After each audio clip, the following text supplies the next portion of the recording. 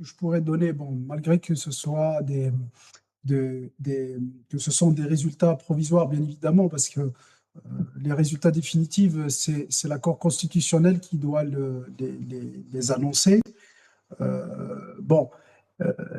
on sait très bien comment que sont faites les élections en Algérie, et pas que d'ailleurs, là où je contredis mon compatriote Jamal Ksum, où il disait que la différence entre les élections d'aujourd'hui et celles d'avant, en réalité, il n'y a pas de différence. Certes, pour lui ou pour les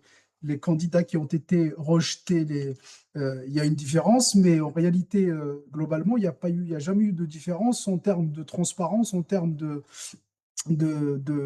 euh, si vous voulez, de transparence et d'indépendance des autorités euh,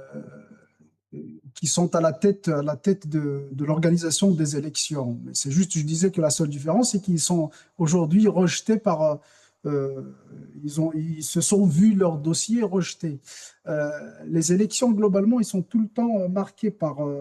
la non-transparence, l'absence de transparence, à tous les niveaux d'ailleurs, hein, que ce soit politique, que ce soit organisationnel. Euh, que ce soit organisé par le ministère de l'Intérieur ou par une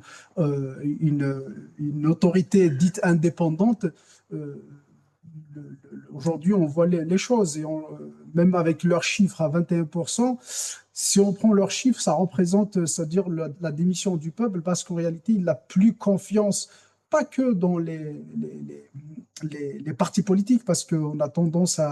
à biaiser, à biaiser le débat et de dire que c'est la responsabilité des partis politiques, notamment ce qu'avait évoqué la presse algérienne, en incombant toute la responsabilité